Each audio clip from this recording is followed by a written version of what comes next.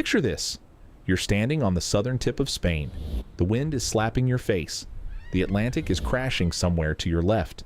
And right there, across the water, you can see Africa. Not on a map, not in a textbook, with your own eyes. 14 kilometers away, the mountains of Morocco sitting on the horizon like a promise that was never kept. 14 kilometers? That's less than the width of some cities, a short flight, a long swim. And yet, for centuries, those 14 kilometers have been one of the most powerful dividing lines on the entire planet. 2 continents, 2 worlds, separated by a thin strip of open water. But what if they weren't? What if you could climb into a car in Madrid, drive south, slip under, or soar over the Strait of Gibraltar, and keep going, all the way into Morocco, all the way into Africa? Is that fantasy, science fiction, or is it closer to reality than you think? Stay with me, because the story of the Gibraltar crossing is one of the most fascinating infrastructure stories on Earth. It tangles together engineering, geopolitics, tectonic plates, migration crises, and a question that cuts straight to the heart of what humanity is actually capable of. Let's start with the geography, because the Strait of Gibraltar is not just any stretch of water. At its narrowest point, it's about 14 kilometers across.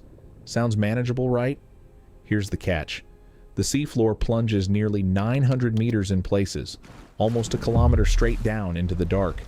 The currents are brutal, the weather unpredictable, and underneath all that water sits one of the most geologically active zones in the Western world.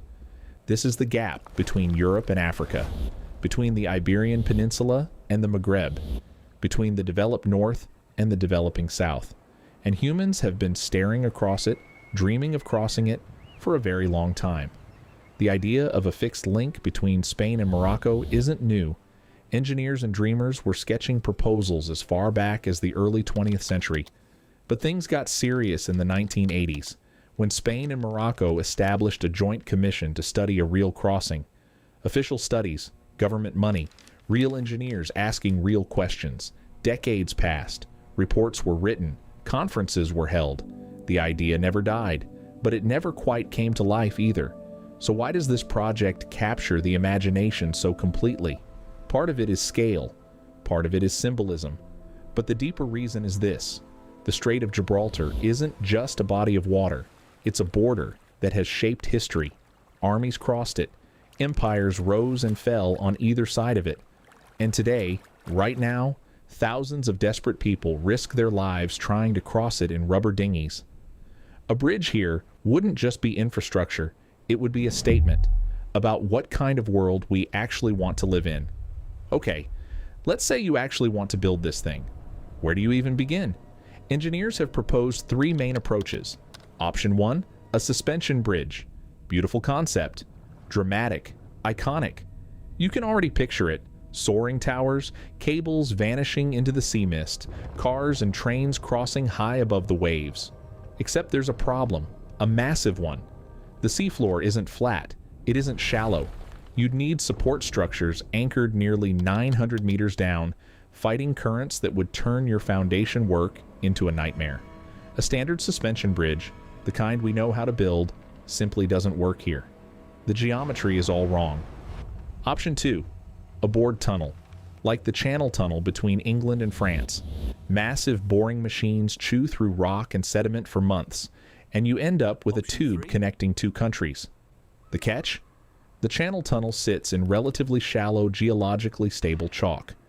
The Gibraltar crossing would have to go deeper, far deeper, through far less cooperative geology. Option 3, and this is the one engineers have been most seriously exploring, an immersed tube tunnel. Here's how it works. You prefabricate giant concrete tube sections in a shipyard. You float them out to position. You sink them into a pre-dug trench on the seafloor. Bolt them together. Pump out the water. It sounds absurdly simple, and it's been done. The Øresund crossing between Denmark and Sweden, one of the engineering marvels of the late 20th century, uses exactly this technique for part of its route. The difference? The Øresund crosses water that's maybe 10 meters deep in places. Gibraltar, hundreds of meters deep, with a trench unlike anything ever attempted. And then there's the thing that keeps engineers up at night: seismic activity. The Strait of Gibraltar sits directly on the boundary between the African and Eurasian tectonic plates, two massive slabs of the Earth's crust, slowly, very slowly, and colliding. The same geological forces that unleashed the 1755 Lisbon earthquake, one of the deadliest in European history, are still active here. Building a permanent structure across this zone means building something that can flex, absorb shocks, and survive forces we can't fully predict. And one more thing: the currents. The strait doesn't have one current, it has two, flowing in opposite directions, simultaneously. At the surface, Atlantic water rushes eastward into the Mediterranean. Deep below, denser, saltier. Mediterranean water flows back out into the Atlantic. Two rivers, one stacked on top of the other, running the wrong way past each other. Any construction work in that channel has to fight both. Here's the uncomfortable truth that engineers will tell you off the record. The engineering is hard, brutally hard, but it's probably solvable. The other stuff? That's where it gets really complicated. Let's talk money. Estimates for a Gibraltar crossing start at 5 billion euros on the optimistic end, and climb to 15 billion or more once you factor in real-world complications. And that's before a single shovel hits the ground. So who writes that check? Spain alone can't. Morocco certainly can't. The European Union would have to step in, and convincing 27 member states to fund a mega project that physically connects Europe to Africa is a political challenge of historic proportions. Then there's the migration question, and this one cuts deep. The Strait of Gibraltar is already one of the most politically charged pieces of water on the planet. Every year, thousands of people fleeing poverty, conflict, instability across sub-Saharan Africa attempt the crossing in small boats. Many don't make it. The debate around migration in Europe is already explosive. Now imagine the conversation when there's a bridge, a tunnel, a permanent paved connection. Supporters argue a legal crossing would actually reduce dangerous illegal migration by creating managed corridors. Critics warn it would become an uncontrollable gateway. Neither side is completely wrong. Neither side is completely right. There's also the environmental dimension. The Strait of Gibraltar is one of the most ecologically sensitive marine corridors on Earth. Whales, dolphins, tuna, species that funnel through this narrow channel in vast numbers, year after year. A construction project of this scale would disrupt those ecosystems in ways that are genuinely hard to model. The dredging, the noise, the sediment, the environmental cost would be significant. Public opinion? Split. In Spain, polls reveal a tangled mix of economic optimism and security anxiety. In Morocco, the project is often seen as a symbol of recognition, of finally being treated as a partner, not just a neighbor to be managed, symbol of unity, or threat to security. The answer depends entirely on who you ask. So where does it actually stand right now? Feasibility studies exist, multiple rounds of them. Engineers have mapped the seafloor, modeled the currents, calculated the load requirements. The technical groundwork has been laid, slowly, unevenly, but it's there. What doesn't exist is a construction timeline, not even a proposed one. But here's the thing about impossible infrastructure projects. People called the Channel Tunnel impossible. For over a century, the idea of drilling under the English Channel was dismissed as fantasy. It opened in 1994. The Øresund Bridge, connecting Denmark and Sweden across open sea, was called economically unjustifiable right up until it became one of the most transformative pieces of infrastructure in modern European history. And look at what's rising right now in Saudi Arabia.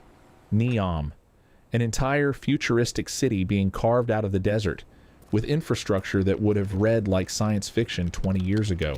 Technology is moving. Tunnel boring machines keep getting more powerful. Materials science keeps advancing. What was genuinely impossible in 1990 is merely extraordinarily difficult in 2025. And then there's the geopolitical wildcard almost nobody talks about: China. China's Belt and Road Initiative, that massive global infrastructure investment program, has been eyeing the Mediterranean and North Africa for years. A Gibraltar crossing would be the crown jewel of any transcontinental trade route linking Asia, Africa, and Europe by land. If Beijing decided to back this project financially, the calculus changes overnight. But the real trigger isn't technology, it isn't money. It's a political agreement between Spain and Morocco that goes beyond diplomatic courtesy and actually commits both countries to a shared future. That moment hasn't arrived yet, but the conditions are shifting. Relations between Madrid and Rabat have been warming. The EU's relationship with Morocco is evolving, and political windows, once they crack open, sometimes move faster than anyone expects. Let's zoom out for a moment. A fixed crossing at Gibraltar wouldn't just save a few hours of travel time. It wouldn't just be a convenient shortcut for truck drivers and tourists. It would redraw the economic map of two continents. It would reshape migration patterns, trade flows, and the strategic balance between the global north and the global south. It would be a physical, concrete declaration that Europe and Africa are not two separate worlds, but one interconnected system, for better and for worse. The question is no longer can we build it. The engineering is terrifying. The logistics are staggering. The politics are a maze. But humanity split the atom. We walked on the moon. We tunneled under the English Channel and connected two countries that spent centuries at war with each other. The only real question left is whether we will choose to. And that decision doesn't belong to engineers. It belongs to leaders and to the societies that elect them. 14 kilometers of open water, 900 meters deep at its lowest point, two tectonic plates grinding slowly against each